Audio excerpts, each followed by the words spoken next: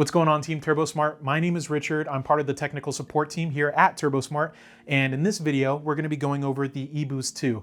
This is our standalone boost controller with up to 6 different levels of boost. It allows you to control 3 individual characteristics of your boost by adjusting 3 easy-to-set parameters: the maximum boost pressure, the spool-up rate of the turbocharger, and the reaction time of the controller itself. This will be a video series where we cover all features and functions, as well as any tips or tricks and troubleshooting that we have to offer for the controller.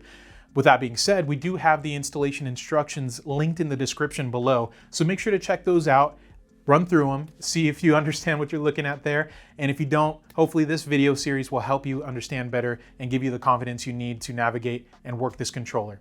So without further ado, let's get into the controller, and if you have any questions, please make sure to leave it in the comment section below.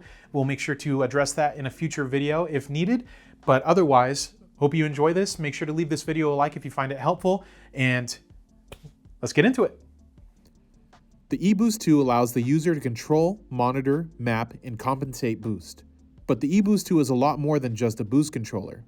It can also control water spray, methanol or nitrous injection, manage shift or warning lights, and read or monitor RPM. Over the past decade, the EB2 has been effectively controlling up to 6 stages of boost by gear, boost by RPM, boost by time, and more, all the way up to 60 psi by default, or 120 psi with our high pressure unit.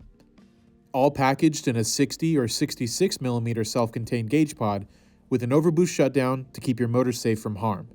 This video will go over the basic setup and operation of the EB2.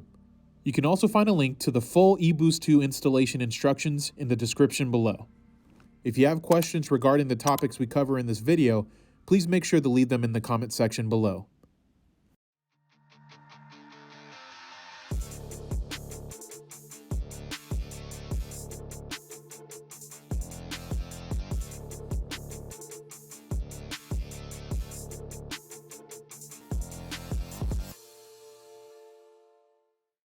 You should receive the following components in your EB2 box.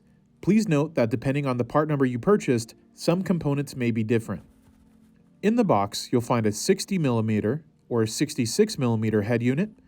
You'll find 3 hoses, one being a 4mm poly tube, the other 2 being a 3mm and 5mm silicone vacuum tube, an 8-pin wiring loom, a 3 or 4-port solenoid, as well as all the hardware needed. We also offer accessories and additional solenoids separately. The EB2 requires a vacuum pressure signal from the intake manifold to function. A combination of polytube and silicone hose is used to connect the EB2 to an adequate vacuum pressure signal. Route the polytube from the EB2 head unit through the firewall approximately 100mm or 4 inches, only as the polytube is not rated to the high temperatures of the engine bay. Refer to the following table and diagram for detail on wiring the EB2. Ideally, you want the EB2 to power on when the key is turned to accessory power with the engine off. Unused wires must be insulated with electrical tape so that they do not touch the other wires or the chassis. A popular power source among customers is your application's 12-volt accessory plug or your cigarette lighter. At the bare minimum, you'll be using 4 wires. The red wire connected to a provided 5-amp fuse for power, the black wire for ground, and the gray-brown wires for your solenoid's power and signal. Please note that the wires on the solenoid do not have polarity.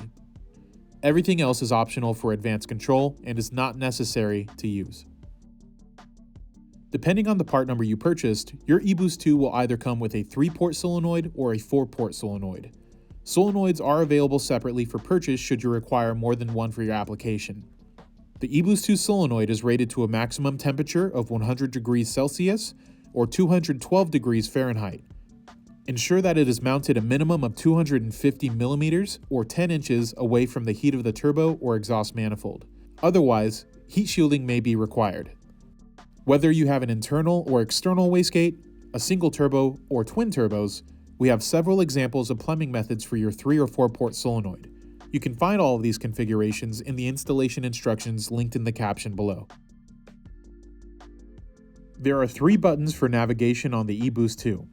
The mode button is often used to enter a menu or save a value. There are also two arrow buttons that allow you to enter into two separate menus when pressed simultaneously together with the mode button. With the car on, you can turn off the eBoost 2 by pressing and holding the mode button for 5 seconds. Once the controller is powered off, pressing the mode button momentarily will turn the unit back on.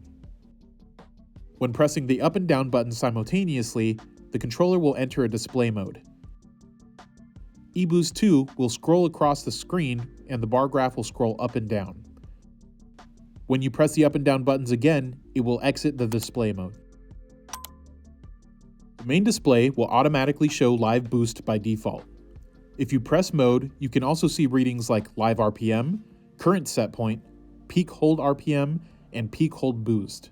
Below the display is a bar graph to serve as a visual boost reading.